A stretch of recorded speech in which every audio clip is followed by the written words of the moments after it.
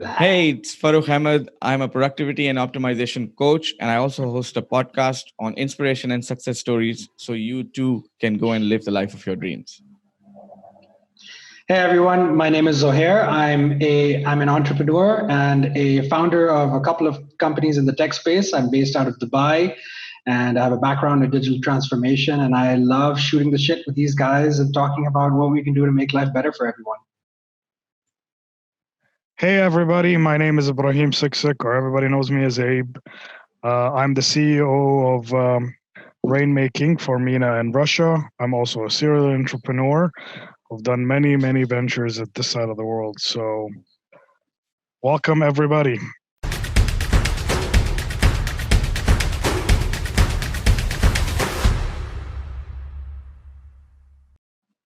Okay, so Right. let's talk about this week. The three of us will be shooting the shit and thinking about how important culture is and how important how that plays as a really fundamental role in surviving these crazy times. So let's take it away.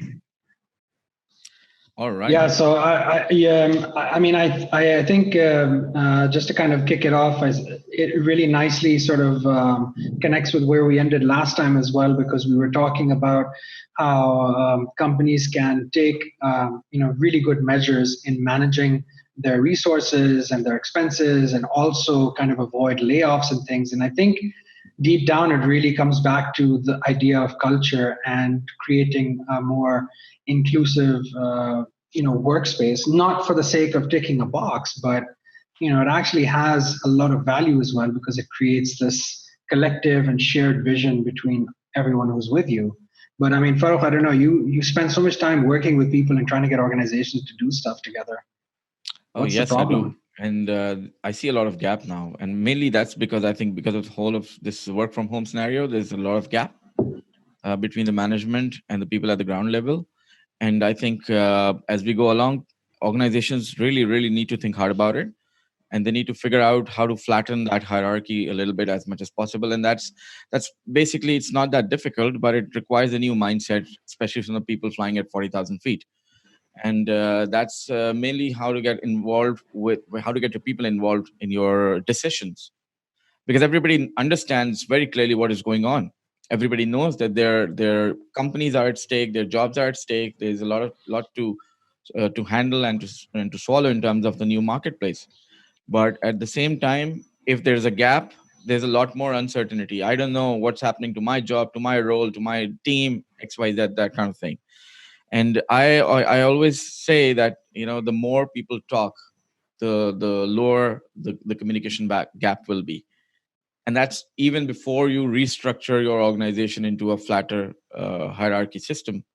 The first It step is just sounds to get talking. I mean, it sounds so obvious, right? It's like the more you speak, the less the gap is. But it's funny actually, because people just don't talk, and it's like a lot of stuff just stays buried and quiet. And there's a very draconian sort of a culture. A lot of organizations still haven't really understood. What are they? I mean, I don't even know what they're afraid of. Like, I feel like it's people are afraid of what, losing power or giving too much autonomy to their people, that you give like someone who's recently joined the organization too much voice, and suddenly they're going to, like, what, overshadow you at a team Seriously. meeting. Yeah. Yeah. I agree, and I think also as well as not only is talking really important, but saying and being transparent is very important, especially at these times. You know what I mean? Like, um, everybody there is.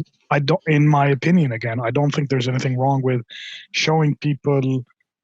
Like, what's the status of the company now, because people need to understand, because I know a lot of people are going through either layoffs or massive pay cuts, and you know what I mean. But people need to understand the the bottom line, which is, and that's where the transparency comes in. And there's a lot of people that are talking right now, but they're not being very transparent, and that's also doesn't really help the whole case. So I think this is something that really needs to be tackled. I wanna ask you guys a quick question. Like, I don't know if you followed some maybe a week, 10 days ago, there was a lot of news around the way that Airbnb handled their layoffs. They let go of a lot of people.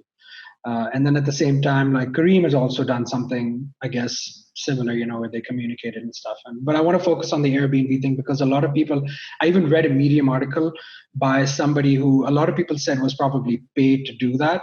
That is speculation that I'm not going to participate in, but I thought that, there's good critique in there as well. He did a very good breakdown and analysis of like what that letter and that thing was. They set up like a recruitment portal for these people to help place them and a lot of this other stuff. But what do you think about stuff like that? Like, I mean, you have to let people go because you got to cut back on costs, but how does team culture play a role in actually making that painless or,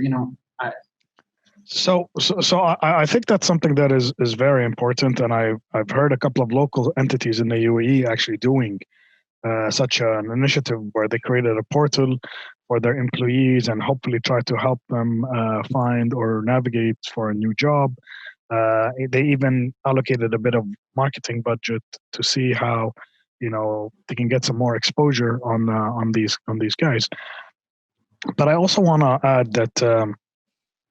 Also, there's a lot of this personal relationships. Like I know the people that left our organizations, we really genuinely lobbied some of our clients, some of our connections to see how we can get them interviews or hopefully get hired somewhere else. It goes on it goes both on a company institution level and on a personal relationship level, because you know what I mean, like nobody planned this pandemic, obviously. So this is something that this is where you really want to see how you can help each other. Yeah, that does make a lot of sense. And more on that, I would still rather focus more on your existing employees that are left with you. Because yes, it's true. I mean, you have to do some layoff, you have to do some kind of cost cutting, restructuring, and everything. But the people who are left behind, imagine as a result of all of the restructuring, they get even more insecure. So then it becomes even more critical to be transparent with them and to be talking to them. There was a recent webinar that I did about this exact topic, I think a couple of months ago. And that was exactly on connecting with the teams, getting down to their level. And it's a whole, so I define a whole process, a weekly schedule, if you may, for team leaders and management to connect with their 2 downs and 3 downs. But then, making it very logical. I mean, it's just get on a call. We are talking here. It's not difficult to set up a call. We do a half an hour episode. We talk about stuff, and talking to your team is even easier. I mean, you'll be open, you'll be easy with them. Tell them what is the market going through, how's your company performing, what do you plan to do, and then give them a little bit of leverage. Maybe they can chime in some very innovative kind of solutions. Agreed. But 100%. I want to ask specifically from a mindset of a CEO, of an entrepreneur. So I want to put this question across to both of you. When Zohair, you have been managing your employees. So let me just put this across to you guys. Why do you think it is difficult to get into that mindset for senior management, for CEOs, and for business owners? Why is it difficult to get in that mindset of being open and transparent to your employees? I can take it if you want. Yeah, sure. So I think it goes back to change management, right?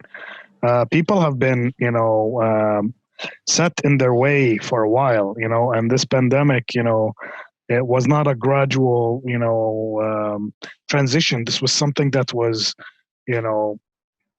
people were suddenly faced this brick wall, I would say, right? And to change fast enough. And some people, especially management, they're usually, they've been doing things years and years and years on how they do things, and they've, how they say they're perfecting their management style. But this is something needed a radical change. So it goes back to change management mentality, and people do not accept change that quickly. You know what I mean? Like, and that's I think that's the issue with transparency. Like, all these new online companies who are relatively much younger, because they're used to that idea of transparency, but older institutions like insurance companies, banks, and whatever, they're not used to that because they're very, as you said, they're not as flat as these other companies are. So transparency, even if there's transparency, it's usually lost in translation between the layers. So, but when it's a very flat organization, usually the transparency is there. Yes. Yeah, I mean, sorry, I got a little choppy there. I think with us, like, I mean, with the way that we run our business, and I mean, I have to say, I'm so happy, despite having a tough conversation with our team, which we had to have, to let them know that, anytime anything could happen. So please be prepared for the worst, and we'll try to buffer it as much as possible. So far, in fact, rather than having to let anybody go or even cut back salaries, we've actually hired a few new people. We've bringing in new business. We just signed a new client. Actually, we won a big tender. I can't talk about what it is now because it's a little early, but it's a really big deal. We've been working on this deal for about 2 years, but it materialized now, like in the last few days. And I think that and we're very transparent. Everyone knows in the company how much we charge for services and what we like. Financial transparency is a big part of it, because if you can be transparent about how much money is coming and going from the company, everything else is fair game, really. Yeah. Salaries are pretty much the only thing that are off limits, only because it's confidential between the individual and the company. And of course, if they want to disclose it, they're happy to do it. We have no problems with that. But we've always maintained a very flat organizational structure between myself and my co-founders. We've actually brought a new co-founder on board from within the company, by the way. We've actually graduated somebody from the team. And so now, and the whole idea was to kind of break the previous like two-party leadership system. But the whole idea is that the more we force ourselves to be uncomfortable with having, too many leaders and too few people involved in decision-making and strategic thought, the more you're forced to flatten the organization. It's just flattening or keeping a flat hierarchy is it's a constant process, because people will naturally want to be leaders, because there are people who are natural leaders and people will drive. That's one conversation. That's a completely separate thing from dominating and not allowing other people to be a part of that conversation. And I think from a culture point of view, it's not just something that you have to consciously encourage and bring onto the table as often as possible, because there are people who are naturally not going to be very forthcoming and very engaged, even if you try and encourage them to do it. There are people who come from all kinds of backgrounds where all kinds of cultures are being sort of imparted. But I think when I sum it up, I think if a disaster hits a company at any time, whether it's a pandemic or whatever, you don't suddenly be ready for it. It's something that you've been gearing up to, because that for me is culture. Culture is like the DNA of the way an organization brings people in, engages them, and then lets them go as well. One of the things that we're very proud of is if people leave our company, they should move on to something that's better than what they were doing with us, not less. If they leave as a disgruntled employee, that's us failing them, not the other way around. Because we made a bad choice in hiring them. With our interviews, it's always like this. We're getting into a relationship with one another. We need to be equally vested in this relationship. You need to want to be a part of this as much as I want you to be a part of it. I may be paying your salary, but you're giving me your time. And time is worth more than any money that you can ever get. That's just, and all of this stuff, I think, really builds up and just kind of formulates this, or culminates at this moment where, if shit's going to hit the fan, at least I know my team has got my back and I've got their back, and, we'll work our way through this. Yeah. So one aspect of it is the sudden disaster that hits you. Okay, you're forced to make tough decisions. You're forced to change overnight, practically. We've seen that with technology. I mean, last time we were talking about how the companies have had to force themselves into digitalization practically overnight. So that's one thing. But when we're talking about culture, we're not talking about a temporary culture or temporary steps to improve things. Yes, of course, this is what you need to do now, but then how do you build it into your organization as you proceed? I mean, it's once this is over, do you go back to the way that you were, or do you continue with this culture? Because what you're telling me, Zohare, about your organization is not now. It has been there as part of your organization culture from get-go. Sure. And that's what I say. I mean, this should be a part of your culture either way. I don't go back though, right? I don't think we're going to go back. we're not going to go back to This is just the new normal, right? yeah. So Yeah, you know what I but mean? then Like, as we okay, as we get comfortable in the new normal, then we tend to get back to our old habits, somehow plug them in again. That's what happens. I mean, human nature. that's I mean, I think definitely it's a going to happen. collective. Yeah. Yeah, I agree. I agree. Like, but I think that, you know, even if we go back to normal, we'll always have this pandemic or what happened in the pandemic in the back of our minds. So, Hmm. so there will be now that question that everybody's going to ask. So, what happens if this happens again? You know what I mean? Right. Like, you know what I mean? Like, what's going to happen to our office spaces? Hmm. Or what's going to happen to the traditional work hours? You know what I mean? Right. What's going to happen to all, like, these are all questions right now. And I can tell you right this week, I had a couple of calls with big companies in the UAE talking about digital transformation. These are companies that make hundreds of millions of dirhams who right now are really struggling on how they can adapt or they can, you know, have the new corporate, I guess, 2.0 kind of strategy. Yes, you know, I'm talking to a lot of experienced and heavily managerial people, but now they want to be a bit more agile. They want to be like they want to work around this and they want to come up with solutions. And the good thing is these companies will drive the change for the whole industries, and they're in different verticals. So that is something that is you know, I can tell you this person that I spoke to, I've been talking to for years and years and years and years, and they just said, we'll deal with it when it comes. But now, I guess now they're dealing with it. You know what I mean? So it's just really interesting when you're on the other side of the table. This just what you said right now reminds me of a very interesting thing I learned at this online trading program that I attended. My wife and I went, and we were looking at alternative income. And I learned something very interesting about the trading market and stocks and bonds and ETFs and all that stuff. And it kind of ties into this in a way that how herd mentality works, right? It's like when you see everyone kind of follows like sheep, right? So if popular choices do this, then everyone's going to do it, and that's what makes it so popular. So it's kind of like a bit of an oxymoron. Um, but the irony of trading is that by the time you found out about the trade, it's already too late, right? So it's kind of like if the pandemic is here Yeah, and you're about to introduce some sort of corporate culture transformation or digital transformation that's going to make you guys more agile, it's already too late. But the good thing is that because of the situation being so evenly played out for everybody, no matter how rich you are, how poor you are, how dark you are, how light you are, whatever it is, this is like spreading butter evenly on toast. I mean, yeah, it's not biased towards anybody. So everyone's forced to find a way to squeeze in and make themselves as relevant and comfortable as possible while we ride the storm. And I think the irony about that is what this is going to do. And just tying back to what you were saying, Farrukh, about going back to previous habits, these are the kind of drastic changes that societies go through that Hmm. push them into something that they're otherwise resisting to move into. sure. This is what pushes the old generation out, brings the new generation in. This is what shifts old thinking to new thinking. This is what brings innovation into a new light, because it's stuff that Yeah, some people might have been toying with. They might have been like fiddling with it in a garage or in a room, but Hmm. now suddenly it's mainstream because, hey, you know what, it's actually a pretty good idea, because you know what, I have no other choice.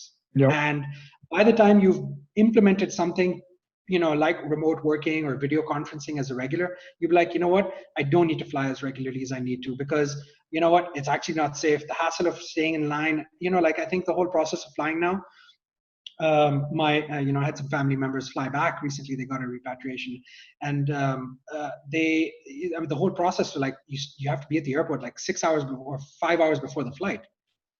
There's Wow. it's just the experience of doing the things that we used to do is going to have all these other layers added to it, and that Hmm. inconvenience is going to mean that the more convenient this kind of stuff is, rather than meeting at a coffee shop and taking a video of ourselves, it's going to encourage it more. And so I think people will actually, by the time some routine sets in, I think it's going to be so deeply ingrained that people are going to not want to go back to sure. anything. It's just, I mean, in some ways it's not even going to be possible, to be honest. Yeah.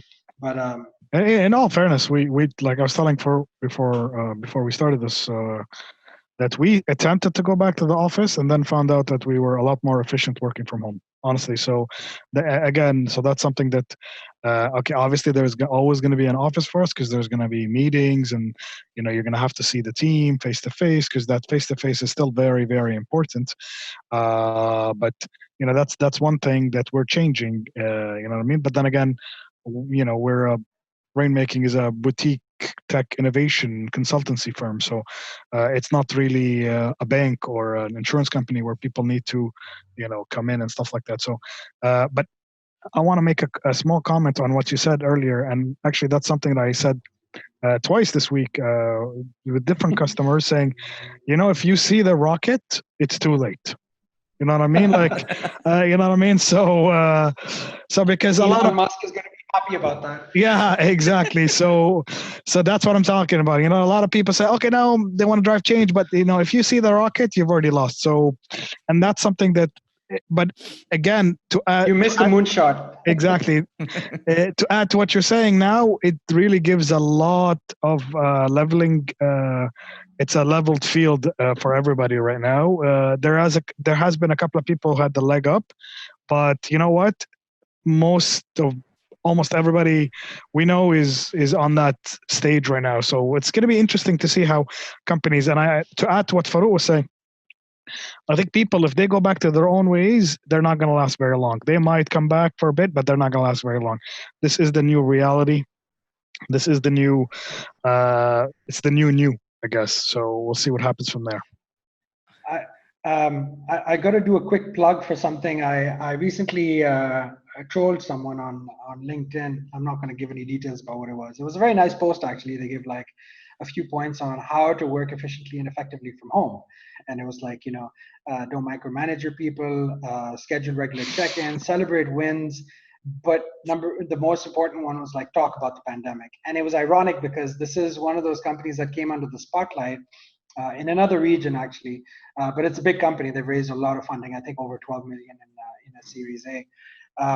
They were recently in the news because they let go of like a very large portion of their staff, and it was buried under the carpet. Like a lot of the other companies that we did talk about that, somehow made it more public and tried to deal with, embrace with public criticism, these guys kind of buried it on the carpet. And then there's this post, and it has like thousands of likes and lots of comments. And I'm this guy who just comes in, and somebody else had actually started it, but then I came in and I'm like, look, you want to talk about something that's really cool at a public front, talk about how you manage the process of letting people go in this time, so that people are with you, not against you, because the less transparent you are about your process of actually affecting people's livelihoods, because it's important, right?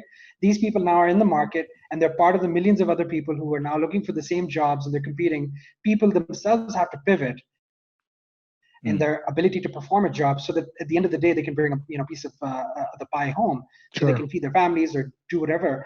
And it kind of got me it really boiled my blood a little bit, because I was like, here you are talking about all the good practices. This an HR person, you're talking about good practice and how you can sort of make your time more effective at home. And I'm like, hang on a second, if you're going to talk about work from home stuff, then maybe that's an internal communication. But if you want to be talking on a public front, it might actually be really useful if you tell us how you've helped those people continue, because this is an exceptional time. These are not people being terminated because of performance. These are not people people being terminated because of poor financial management or Sure.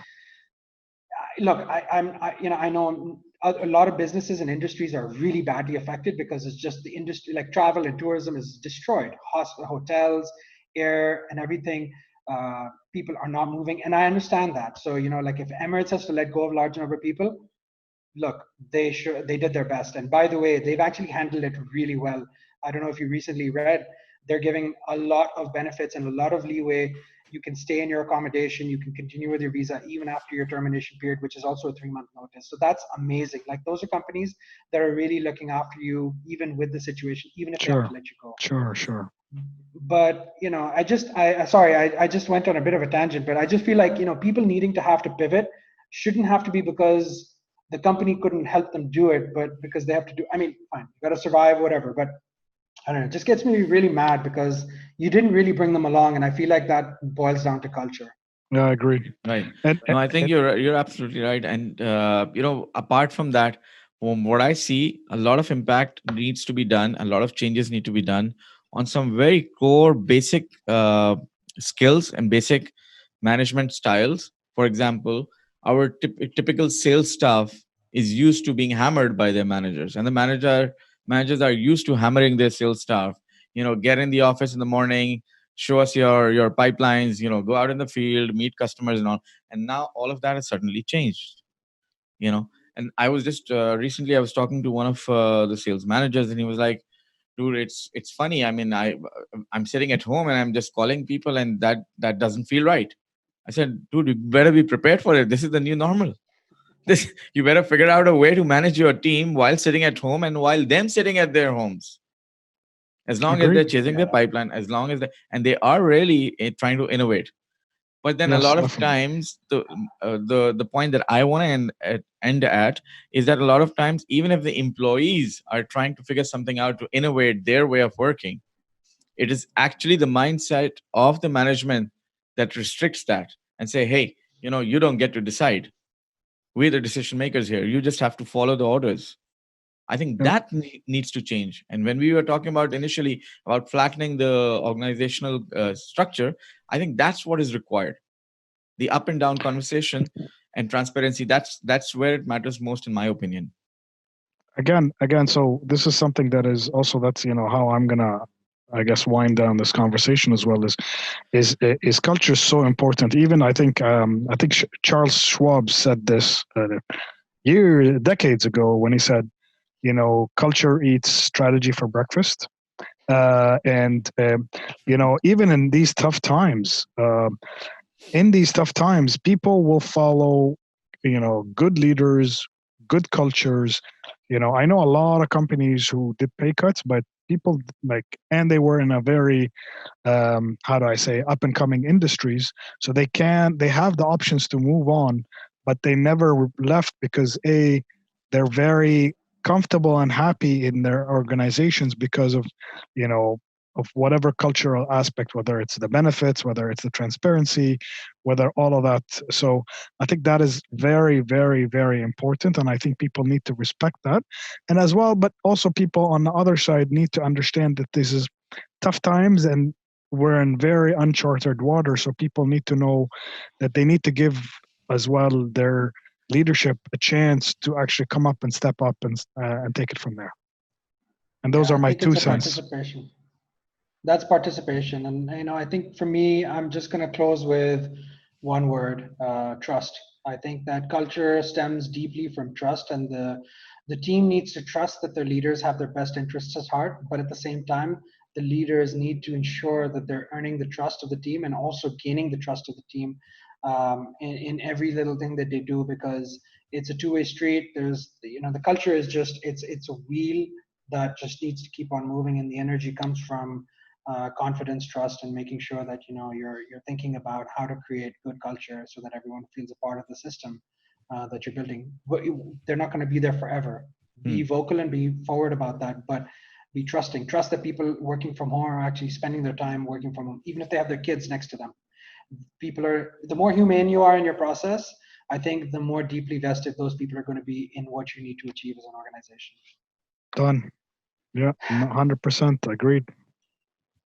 I hope everyone finds this stuff useful, man, because Yeah. I feel like we need to be very passionate about what we talk about, but also try and remove the BS filter, because there's a lot of stuff going around, and we just need to really talk about. The three of us are working in areas that are so different, but what brings us together is a shared vision for improvement, right? Sure, True. sure. All right, Amazing. we'll end at that. All right, See you guys in the next one. good stuff, man. Thanks a lot, guys. Take care. Bye bye. Take care. Bye bye.